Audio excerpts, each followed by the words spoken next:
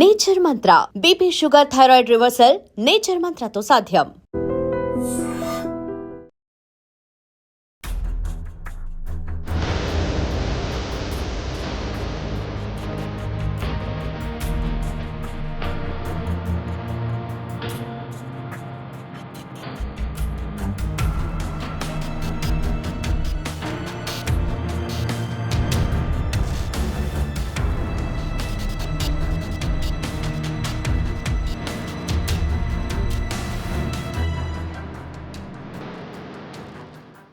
నమస్తే, నేను Kavitha. Welcome to I dream.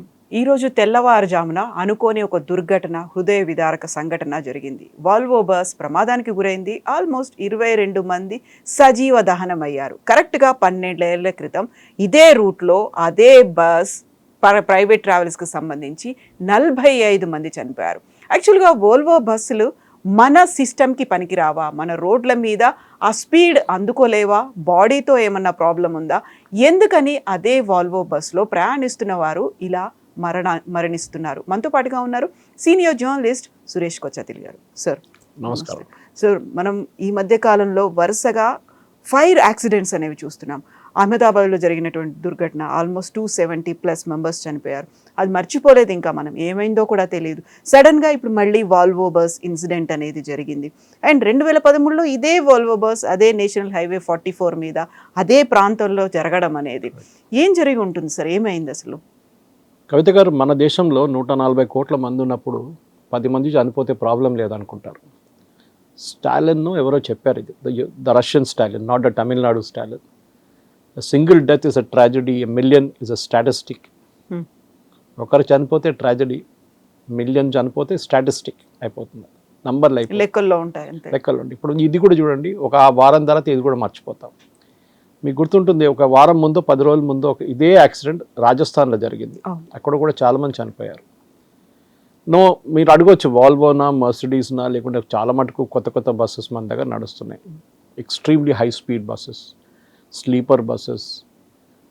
మనం కుకట్పల్లి వైపు సాయంత్రం వెళ్తే మీకు అక్కడ మొత్తం ఆ రూట్ అంతా జామ్ ఉంటుంది కంప్లీట్గా. ఆంధ్ర వైపు వెళ్ళే బస్సులు ఉంటుంది. అది కాకుండా ఇటువైపు మేదీపట్నం వైపు వెళ్తే అక్కడి నుంచి బెంగళూరు వైపు వెళ్ళే బస్సులు ఉంటుంది. ఓఆర్ఆర్ దగ్గర గచ్చిబౌలిలో బస్సెస్ ఉంటాయి. The problem is the failure of the system. మనం యాక్సిడెంట్ జరిగినప్పుడు మన అందరు లేసి కూర్చొని ఆ అనాలిసిస్ ఈ అనాలిసిస్ చేసుకుంటాం. ఫైర్ డిపార్ట్మెంట్ వాళ్ళు అంటారు మేము ఇన్స్పెక్ట్ చేసాం, అది చేసాం. ఆర్టీఏ వాళ్ళు అంటారు మేము కూడా ఇన్స్పెక్ట్ చేసాం, మేము అది చేసాం, ఇది చేసాం అంటాం.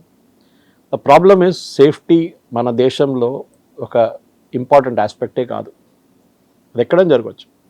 మీకు గుర్తుంటుంది కుంభకోణం ఫైర్ డిజాస్టర్, స్కూల్లో జరిగిన ఒక ఫైర్ డిజాస్టర్. కింద కిచెన్ నుంచి మొదలైంది. అది పైకి మంటలు పట్టుకుని ఐ థింక్ 80 పిల్లలు చనిపోయారు. I think Abdul Kalamji was the president then. He made a very strong statement. Supreme court దాని తర్వాత గైడ్ లైన్స్ ఇష్యూ చేశారు. కవిత గారు, ఇప్పుడు కూడా మీరు ఇక్కడి నుంచి దిగి స్టూడియో దిగి పక్కన ఏదైనా స్కూల్స్కి వెళ్ళండి, private schools. Most of them will be located in commercial complexes. కింద షోరూమ్లు ఉంటుంది, కింద రెస్టారెంట్లు ఉంటుంది, కింద బైక్ రిపేర్ షాప్స్ ఉంటుంది. దానిపైన స్కూళ్ళు కాలేజీలు పెట్టుకుంటారు. అది బిజినెస్ అయిపోయింది ఇప్పుడు. చాలా తక్కువ స్కూల్స్కి, నేను చదివిన model high school Osmania university, ఎప్పుడో ఆ టైంలో ఉన్న ల్యాండ్ ఇప్పుడు కూడా వాళ్ళ దగ్గర హాఫ్ ద ల్యాండ్ ఉంది, హాఫ్ కొట్టేశారు, మొత్తం గ్రాబ్ చేసుకున్నారు, కబ్జా. కానీ ఇప్పుడు కూడా ల్యాండ్ ఉంది వాళ్ళకి. ఒక స్కూల్ అనగానే 1+1 ఉంది. ఏదైనా ఫైర్ జరిగితే కూడా దిగి కింద గ్రౌండ్కి రావచ్చు. ఈ పిల్లలు ఎక్కడికి వెళ్తారు? మా ఇంటి పక్కన ఒక స్కూల్ ఉంది, స్కూల్ పేరు తీసుకొని నేను అల్వాల్లో. దాని కిందనే 2 కాఫీ షాప్స్ ఉన్నాయి. 2 కాఫీ షాప్స్ ఉన్నాయి. ఆలోచించండి. మంటలు పట్టుకోవడానికి చాలా ఈజీ. వాళ్ళకు ఉన్నది ఒకటే స్టేర్ కేస్ బయటికి రావడానికి. మంటలు పట్టుకుని పిల్లలు ఏమైనా అయితే పేరెంట్స్కి లైఫ్ లాంగ్ రిగ్రెట్ ఉంటుంది. మన దగ్గర సేఫ్టీ మెజర్స్, ఎన్నో సేఫ్టీ మెజర్స్ చెప్పారు మన ఈ యాక్సిడెంట్ తర్వాత, యాక్సిడెంట్. కానీ ఏం ఇంప్లిమెంట్ చేశారంటే ఇప్పుడు దాకా ఏం చేయలేదు. ప్రాబ్లం ఎక్కడ వస్తుందంటే, ఈ ఫైర్ జరిగిన తర్వాత బ్లేమ్ ఎప్పుడు చూడండి షార్ట్ సర్క్యూట్ మీద వేసేస్తారు. మన బాంబేలో ఒక దుర్ఘటన జరిగింది. దాంట్లో ఒక Malayali couple and their daughter and 1 elderly lady they died. It's short circuit.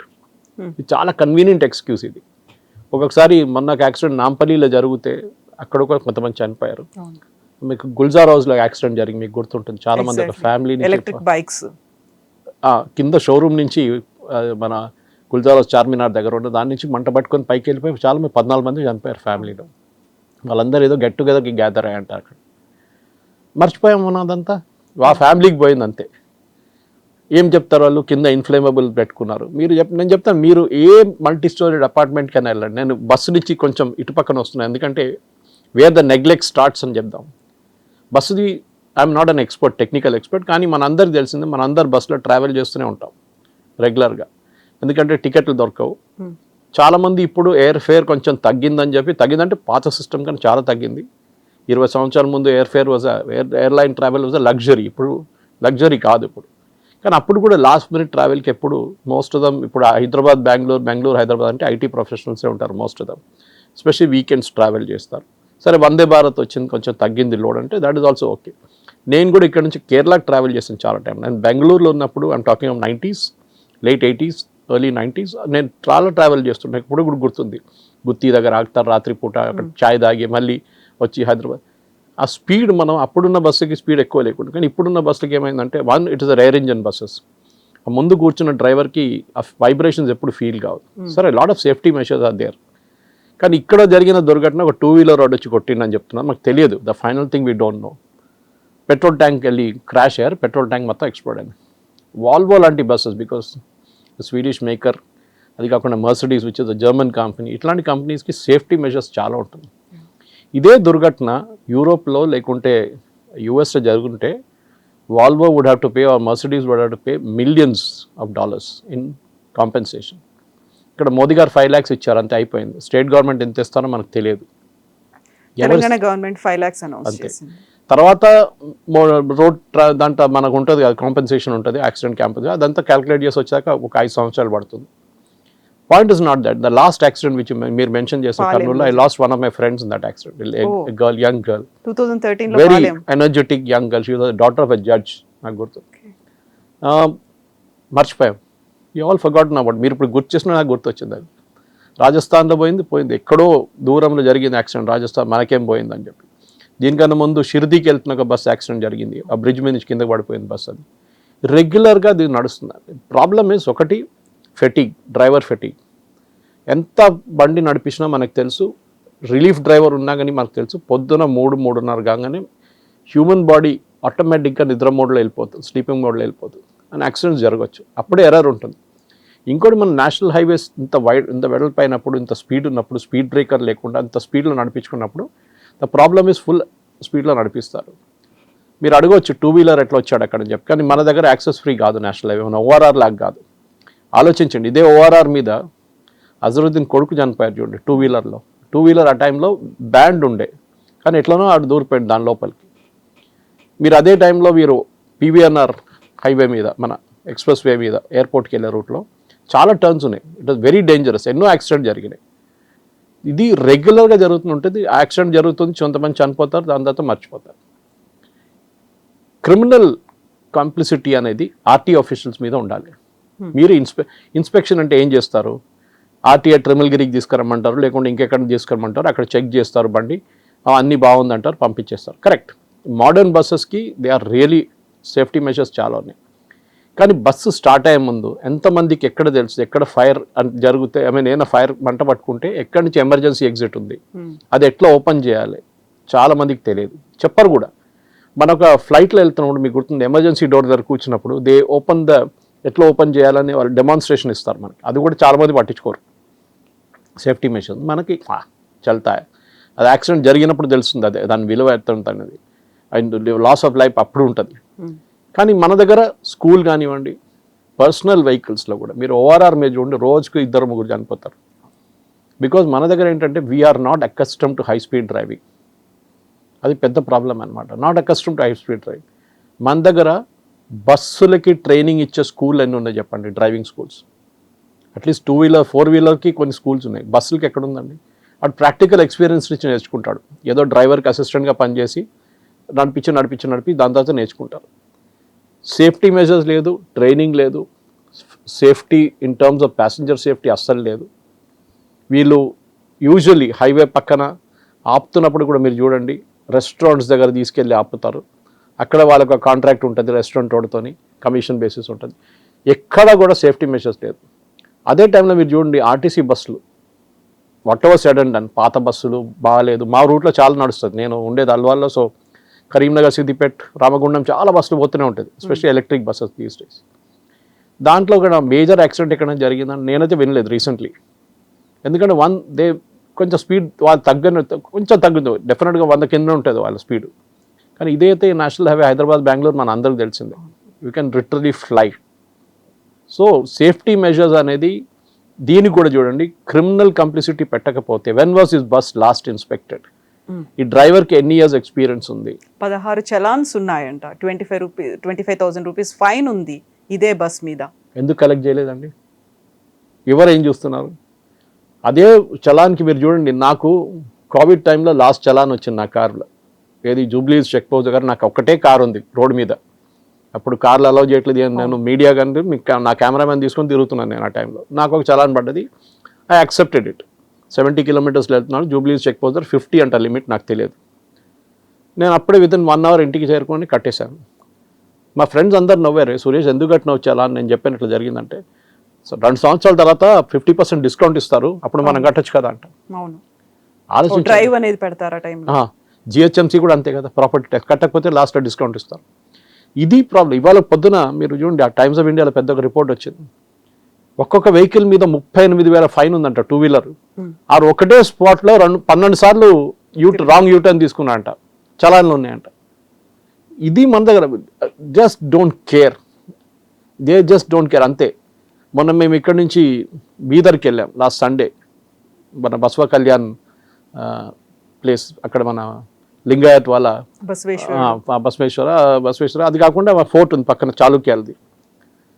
మీరు బిలీవ్ చేయరు, త్రూ అవుట్ ద జర్నీ నేను చూస్తున్నాను కంప్లీట్ రాంగ్ సైడ్ డ్రైవింగ్ జరుగుతుంది. Other 2 wheelers, tipper trucks and tractors.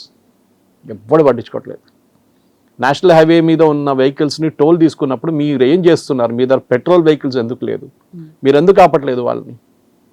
ఇదే ప్రాబ్లం. నిన్న ఓఆర్ఆర్ మీద పోతున్నప్పుడు రాంగ్ సైడ్లో బిట్వీన్ కొల్లూరు అండ్ షామీర్పేట్ నేను ఒక 20 డంపర్ ట్రక్స్ చూసాను రాంగ్ సైడ్ నుంచి వస్తాను ఓఆర్ఆర్ మీద. Of course they must be doing some official work, కానీ it's dangerous end of the day. ఇది ప్రాబ్లం కవిత గారు. మనం ఇప్పుడు మాట్లాడుకుంటాం, ఒక వారం తర్వాత మర్చిపోతాం, till the next accident happens. అప్పుడు మళ్ళీ ఎవరికి పోయిందంటే ఫ్యామిలీస్, దాంట్లో పోయిన ఫ్యామిలీస్, దాంట్లో బతికి బయటపడ్డ వాళ్ళు, దాని సంగతి ఇంకా దారుణం. ఎందుకంటే 60% 70% బర్న్స్ ఉంటే మీకు తెలుసు, సర్వైవల్ రేట్ చాలా తక్కువ ఉంటుంది. సర్వైవ్ చేస్తే కూడా అక్కడి నుంచి వాళ్ళు మళ్ళీ సర్వైవ్ చేసి దాని నుంచి బయటపడడానికి ఖర్చులు అన్నీ, దాని తర్వాత స్కిన్ డిఫెక్టేషన్ ఉంటుంది, చాలా ఉంటుంది, ఒక మెంటల్ ట్రామా ఉంటుంది లైఫ్ అంతా వాళ్ళకి. సో మన దగ్గర ఈ సేఫ్టీ అనే కల్చర్ లేదు. ఇప్పుడు చూడు, నేను I will write it on stamp paper and give it you. Next 1 week massive checking ఉంటుంది, అన్ని బస్సులు వెళ్తున్నప్పుడు చెకింగ్, ఆర్టీఏ వాళ్ళు వచ్చి అది ఇదని. ఇదే ఆర్టీఏ ఆఫీషియల్స్ని మీరు క్రిమినల్లీ హోల్డ్ దమ్ రెస్పాన్స్. అప్పుడు తెలుస్తుంది మీకు, మన అందరు తెలిసిందే, మీరు డ్రైవింగ్ లైసెన్స్ తీసుకోవాలంటే లంచం ఇవ్వాల్సిందే. I was only fellow last 2 years before నా ఏజ్ క్రాస్ చేయగానే, 60 క్రాస్ చేయగానే, దట్ ఇస్ 3 years యాక్చువల్లీ. కొంపల్లికి వెళ్ళాను, 10 పైసలు ఇవ్వకుండా లైసెన్స్ రెన్యూ చేసుకున్నాను. నేను ఇవ్వనని చెప్పాను. చాలామంది అన్నారు, లేదు సార్ అది కాదు సార్ వాళ్ళు ఆపేస్తారు అని చెప్పాను. నో ప్రాబ్లం, ఫెయిల్ చేస్తాడు కదా maximum, I will come back again and take the test once more. 20-24 సంవత్సరాల నుంచి 2 వీలర్ నడిపిస్తున్నా, నాకు ఫెయిల్ అవ్వడం ఛాన్స్ లేదు, కానీ అప్పుడు కూడా చూద్దాం. But it didn't happen, vent like a dream. ఎందుకంటే ఇప్పుడు most of dum have become electronic అంత. కానీ చెకింగ్ అప్పుడు కూడా లేదు. ఫిట్నెస్ సర్టిఫికేట్ అని ఒకటి ఉంటుంది. ఎస్పెషల్లీ డంపర్ ట్రక్స్ చూస్తే మీకు బాధ అనిపిస్తుంది. ఒకటి నంబర్ ప్లేట్లు ఉండవు, ఏముండవు దానికి. జిహెచ్ఎంసీది పాత గార్బేజ్ ట్రక్స్ ఇప్పుడు కూడా సికింద్రాబాద్ కంటోన్మెంట్లో నడుస్తుంది. మెయిన్ దాంట్లో వీళ్ళు రామ్కి వాళ్ళు టేక్ ఓవర్ చేసుకున్న తర్వాత వాళ్ళు కొత్త మర్సిడీస్ వాళ్ళ ట్రక్ చేసుకొని సీల్డ్ యూనిట్స్గా పెట్టుకుంటున్నారు. కానీ మిగతా ట్రక్స్ చూస్తే దాని లైఫ్, ఎందుకంటే 15 years తర్వాత వాడకూడదని చెప్పి సుప్రీంకోర్టు రూలింగ్ ఉన్నప్పుడు కూడా మన వాళ్ళు ఇట్లాంటి ట్రక్స్ వాడుతూనే ఉంటారు. Maintenance zero, maintenance break down మనం చూస్తూనే ఉంటాం, రోడ్ల మీద బ్రేక్ డౌన్ ఉంటుంది. హైదరాబాద్ ట్రాఫిక్ పోలీస్ ఫేస్బుక్ లేకుంటే సైబరాబాద్ ట్రాఫిక్ పోలీస్ ఫేస్బుక్ వెళ్తే రోజుకి మీకు 15 బ్రేక్ డౌన్ కనిపిస్తుంది. ఎక్కడ ఫ్లైఓవర్ మీద, ఇది ఇక్కడ రోడ్ మీద బ్రేక్ డౌన్ అయింది, వీరు అవాయిడ్ దట్ రూట్ అని చెప్పి. Problem is this complicity. చిన్న పిల్లల లైఫ్ నుంచి పెద్దవాళ్ళ దాకా ఆడుకుంటున్నారు వీళ్ళందరూ కలిసి. స్కూల్ ఇన్స్పెక్షన్ ఎందుకు చేయట్లేదు? నేను చెప్తాను, నెక్స్ట్ ఒక ఫైర్ యాక్సిడెంట్ హైదరాబాద్లో జరగకూడదు. I wish it doesn't happen. But పిల్లలకి ఏమైనా అయితే we should hold this school ఎవరెవరు లైసెన్స్ ఇచ్చారో వాళ్ళకి ఆపరేట్ చేయడానికి, ఏ మున్సిపల్ అథారిటీస్ ఇచ్చారో, స్కూల్ ఎడ్యుకేషన్ డిపార్ట్మెంట్ ఎవరున్నారు, ఎవరు ఎన్ఓసి ఇష్యూ చేస్తే వీళ్ళందరి మీద చర్యలు తీసుకోవాలి. చెయ్యరు మన వాళ్ళు. అన్ని ప్లేసెస్లో లంచం నడుస్తుంది, డబ్బులు ఇచ్చి పని చేయించుకుంటున్నారు.